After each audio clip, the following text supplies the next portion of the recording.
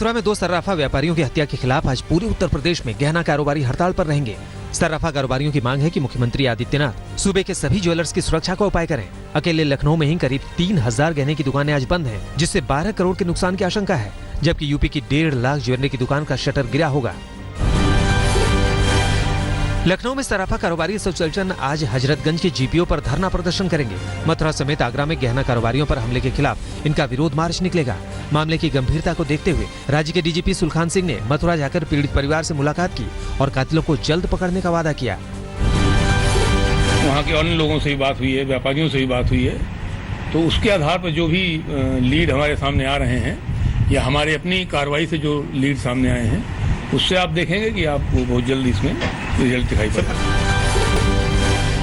दिल्ली के पूर्व मंत्री कपिल मिश्रा ने दावा किया है कि आज वो फिर से मुख्यमंत्री केजरीवाल के खिलाफ एक खुलासा करने वाले हैं। कपिल मिश्रा का दावा है कि आज वो आम आदमी पार्टी और हवाला कारोबारियों के गठजोड़ से पर्दा उठाएंगे।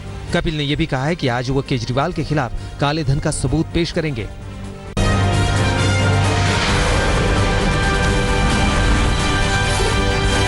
कुलभूषण जाधव मामले में हेग के अंतर्राष्ट्रीय कोर्ट से पटखनी खाने के बाद पाकिस्तान में बौखलाहट का आलम है। आईसीजे ने कुलभूषण जाधव की फांसी पर रोक लगा दी है और पाकिस्तान को भारत के लिए कॉन्सुलर एक्सेस देने का आदेश सुनाया है। हालांकि पाकिस्तान सरकार ने कहा है कि फैसला हमारे लिए बाध्य नहीं है, लेकिन वहां के एक्सपर्ट्स ने कहा है कि शरीफ सरकार को ज्यादा होशियारी दिखाने से बचना चाहिए। मोदी सरकार के एक देश एक टैक्स का सपना अब जल्द ही पूरा होगा। गुड्स एंड सर्विसेज टैक्स यानी जीएसटी के तहत ज्यादातर सामानों की टैक्स दरों पर केंद्र और राज्यों के बीच सहमति बन गई है। श्रीनगर में जीएसटी काउंसिल की बैठक में रोजमर्रा की चीजों पर टैक्स रेट घटाने का फैसला लिया गया। नए टैक्स सिस्टम के तहत कई जरूरी चीजों की कीमतें कम हो सकती हैं। गेहूं, चावल सहित अनाज, दूध, गुड़ पर कोई टैक्स नहीं लगेगा, यानी ये सस्ती होंगी। आपकी मिठाई, खाद्य तेल, चीनी, चाय पत्ती, कॉफी को 5% टैक्स स्लैब में रखा गया है, जिन पर पहले 11.69% टैक्स लगता था। कोयले और मसालों पर भी 5% टैक्स लगेगा, जो पहले 11.69% टैक्स के दायरे में आते थे। एसी और फ्रिज भी सस्ता होगा। जीवन रक्षक दवाओं को 5% के टैक्स स्लैब में रखा गया है। एंटरटेनमेंट से जुड़ी सुविधाओं पर 18% टैक्स लगेगा। सूत्रों के मुताबिक छोटी कारों पर 28% टैक्स के अलावा सेस लगाया जाएगा। लग्जरी कारों पर टैक्स के अलावा 15% सेस जोड़ा जाएगा, यानी जीएसटी के बाद कारें महंगी हो जाएंगी। गोवा के कुर्चेरे में गुरुवार शाम पुल गिरने से एक बड़ा हादसा हो गया। हादसे में कई लोगों के मरने की आशंका है, क्योंकि जिस वक्त ये जर्जर पुल गिरा उस वक्त वहां 50 से ज्यादा लोग मौजूद थे। सुबह तक 2 शवों को बाहर निकाल लिया गया था। राहत के काम में नेवी और कोस्ट गार्ड के जवान शामिल हैं। हादसा उस वक्त हुआ जब एक शख्स ने खुदकुशी के मकसद से इसी पुल से छलांग लगा दी। ये खबर तेजी से फैली और आसपास के लोग इसे देखने के लिए पुल की ओर भागे। थोड़ी देर के अंदर ही करीब 50 लोग पुल पर जमा हो गए, लेकिन इतने लोगों का वजन इस जर्जर पुल के लिए काफी ज्यादा था और देखते ही देखते ये भरभरा कर नीचे आ गया।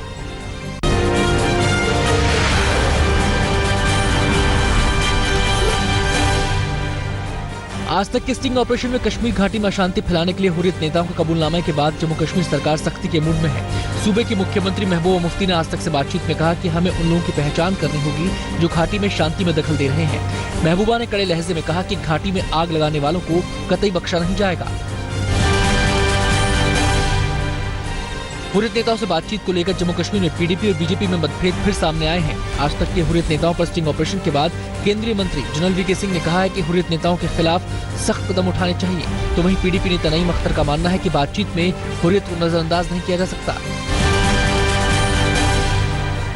मोदी सरकार के 3 साल पूरे होने के मौके पर वरिष्ठ केंद्रीय मंत्री वेंकैया नायडू ने सभी केंद्रीय मंत्रियों को पत्र लिखा है। वेंकैया ने सभी मंत्रियों से कहा है कि वो 27 मई से 15 जून के बीच कम से कम 2 राज्यों का दौरा करें। इसके लिए 4 से 6 दिन का वक्त निकालें। उधर सरकार और उसकी नीतियों के खिलाफ कांग्रेस 21 मई से अभियान की शुरुआत करने वाली है। पूर्व वित्त मंत्री और कांग्रेस नेता पी चिदम्बरम के बेटे कार्ति लंदन चले गए हैं। सीबीआई छापे के बाद कार्ति ने लंदन की फ्लाइट पकड़ ली। कार्ति रिश्वत और भ्रष्टाचार के मामले में सीबीआई जांच का सामना कर रहे हैं। हालांकि पिता पी चिदम्बरम ने कहा है कि कार्ति की यात्रा पूर्व निर्धारित थी और वो जल्द ही भारत लौट आएंगे।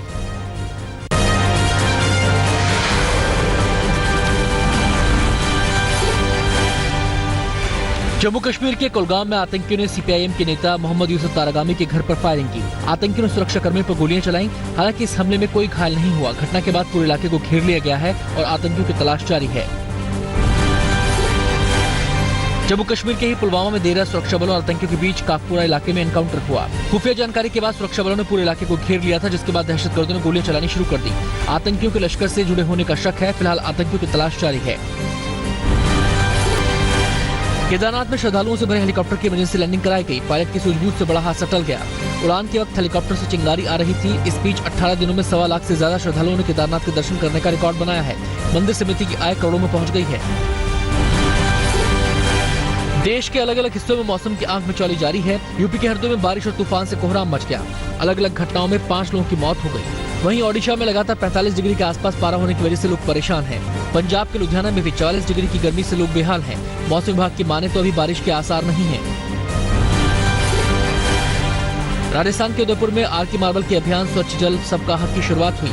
इसके तहत 46 शहरों में 52 वैन चलाई जाएंगी और 10 लाख से ज्यादा लोगों को साफ पानी मिलेगा।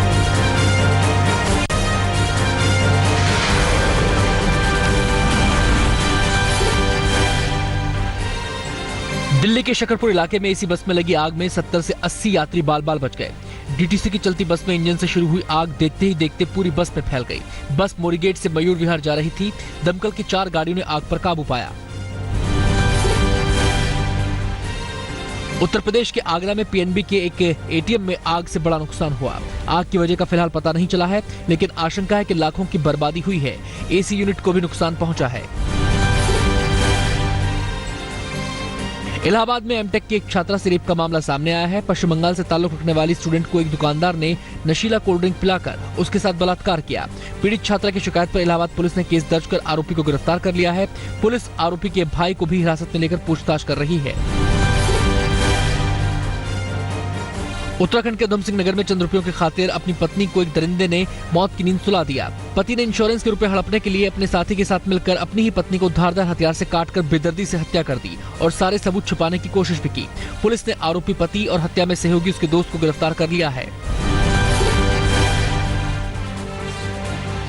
पटना के प्रतिष्ठित पीएमसीएच के चाणक्य पीजी हॉस्टल से बड़ी मात्रा में शराब की खेप बरामद की गई है।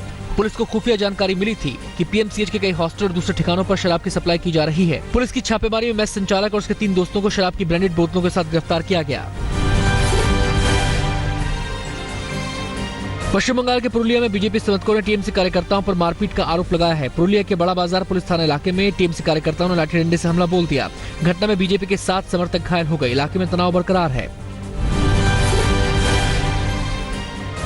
छत्तीसगढ़ के बस्तर में नक्सली इलाके में सुरक्षा बलों ने बड़ी मात्रा में विस्फोटक बरामद किया है। इसके अलावा 3 नक्सलियों को भी गिरफ्तार किया गया है। खुफिया जानकारी के बाद जिले की जीरम घाटी से 150 जिलेटिन छड़, 300 डेटोनेटर और तारों के 4 बक्से जब्त किए गए हैं।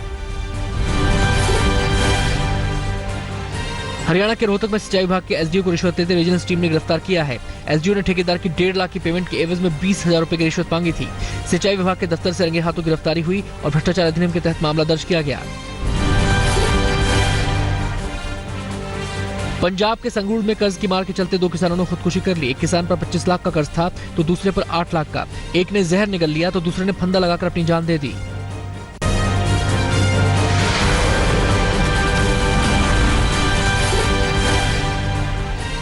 हरियाणा के जींद में अपराधियों और पुलिस के बीच मुठभेड़ हुई। इस एनकाउंटर में एक सिपाही घायल हो गया, जबकि 2 बदमाशों को गिरफ्तार कर लिया गया। बाकी फरार अपराधियों की तलाश जारी है। गाजियाबाद में बेखौफ चोरों का आतंक जारी है। अशोक वाटिका कॉलोनी में कारोबारी के घर से चोरों ने लाखों का माल उड़ाया। सीसीटीवी में चोर की तस्वीर कैद हो गई है, जिसके सहारे चोरों की तलाश शुरू हो गई है। इस चोरी कांड में 10 लाख का माल चोरों ने साफ कर दिया। यूपी के अलीगढ़ में अपराधियों ने एक शेयर ब्रोकर को सरेआम पीट दिया। हालांकि घटना 15 दिन पुरानी है, लेकिन उसका सीसीटीवी फुटेज अब सामने आया है। इसमें साफ दिखाई दे रहा है कि कैसे कई बदमाश एक साथ शेयर ब्रोकर को जमकर पीट रहे हैं।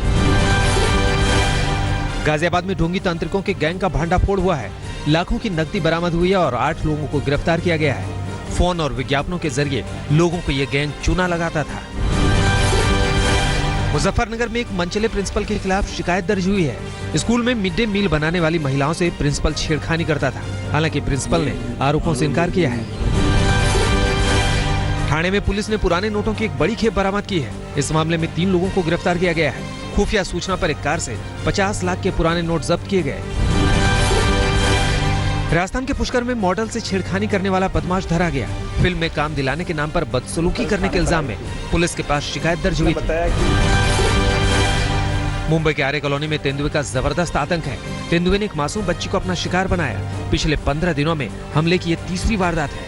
इससे पूरे इलाके के लोग दहशत में हैं।